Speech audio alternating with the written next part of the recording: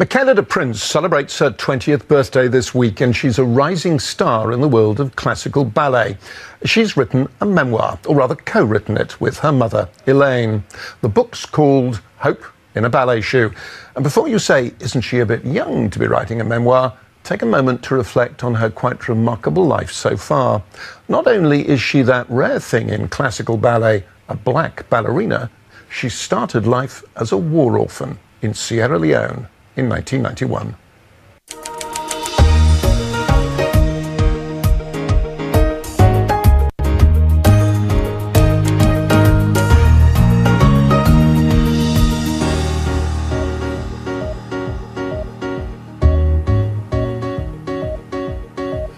Michaela DePrince, few people, I think, have a worse start in life than you had. Your father was murdered, your mother died, apparently of starvation, you were deposited in an orphanage all before you were 3, and you were born in the country which was racked by civil war, Sierra Leone. You were lucky even to survive, weren't you?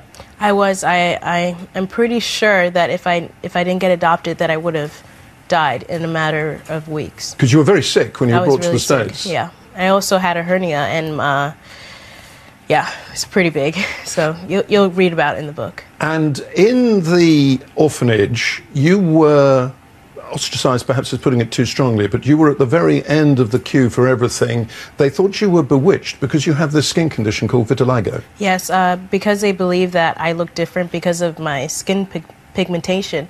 They thought that I was a child of the devil. So they thought, you know, first of all, we don't like you, so we're going to put you as number 27, which meant that I got the last choice of food, the last choice of clothes, and I ended up starving pretty much every single day, and I didn't really have anything to wear. So. And there's a horrible, terrible scene early in the book when your teacher, pregnant teacher, is murdered at night by these rebel fighters that you call devils. Yeah. Horribly murdered. Did you have, and your mother who co-wrote this with you, did you have doubts about how to write that scene? Because, of course, this is a book that's aimed at, I think, and going to be read by a lot of teenage girls, would-be ballerinas. I was a little scared to put certain things in it, but I thought it was important to put this in because, you know, with the fact that I got to see this, it didn't mean that it was going to affect me later in my life. You know, I was able to move on from it. And yes, I have a scar because of it, but it doesn't affect me every single day. Now, the story that you tell in the book, if you like, almost the hook for the book, is that when you were in this orphanage and having a terrible, terrible time, you came across this glossy magazine photo of a ballerina.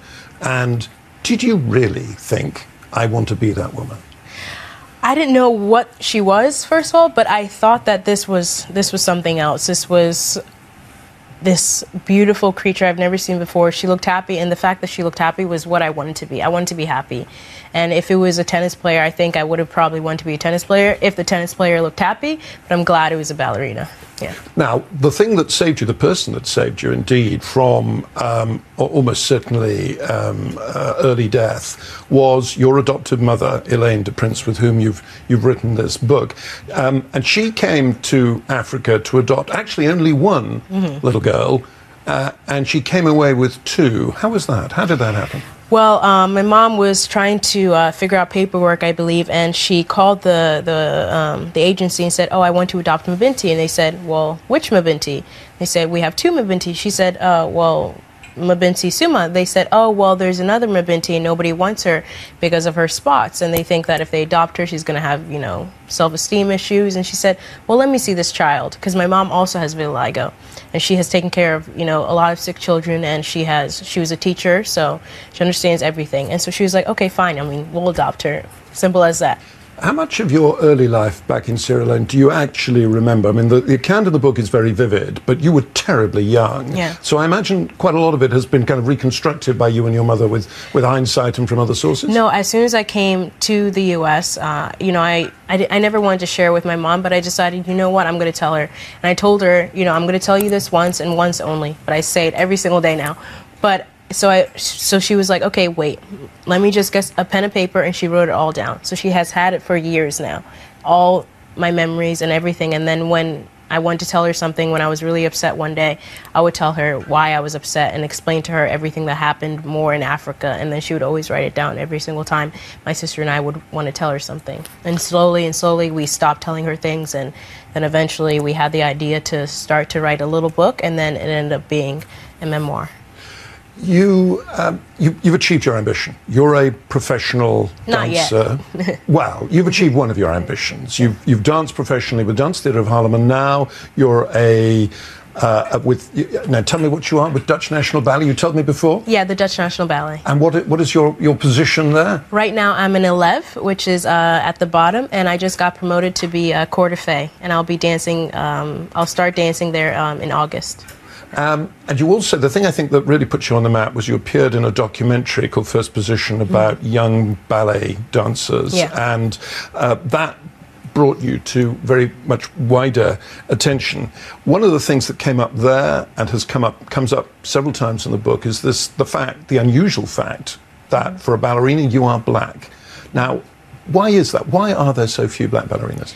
To be honest, for me, I don't understand it. I think everybody is unique, and if you're purple, if you're green, it doesn't really matter. You know, the audience enjoys watching you dance, and the audience comes to see you perform to escape from something, to be inspired, and they don't see the color, they see the art, and they enjoy it. So for me, it doesn't make sense. But of course, you know, ballet is an old art, and, you know, it started with white dancers, and it's just the way it is. But I'm hoping it changes. You know, my director, Ted, is absolutely amazing. He just sees that I want to work hard.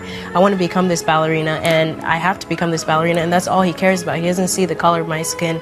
My fellow dancers don't see the color of my skin. They see that I work hard, and I will become this ballerina I've always dreamt of. That's what I'm hoping. Why did you write this book? Well, like I said, to not really do a lot of interviews, to really focus more on dancing, but mainly to inspire kids, to inspire other people who have been through so many horrible things, to inspire people who haven't been through things but just want to be inspired by other things, to have a new dream in life. You know, sometimes things can get boring and you're doing the same routine every single day, and you're like, I don't know what to do with my life. But if you read something and you're like, oh, this little girl was in the middle of nowhere, had nothing, lost people that she cared about, and didn't think that she could find love again, or was scared to even show that she would love somebody because they would, you know, die or leave her, that, you know, anything is possible. If you have hope, but also if you have luck, which you've had, and also drive, which you must have to be a successful ballet dancer. And yeah, just a lot of determination and just support. If you have a lot of support too, which I've had. It's a very American vision. Yeah. You're an American now. Yeah, definitely. Yeah. No longer a Sierra Leonean. No. Michaela DePrince, thank you very much indeed. Thank you so much.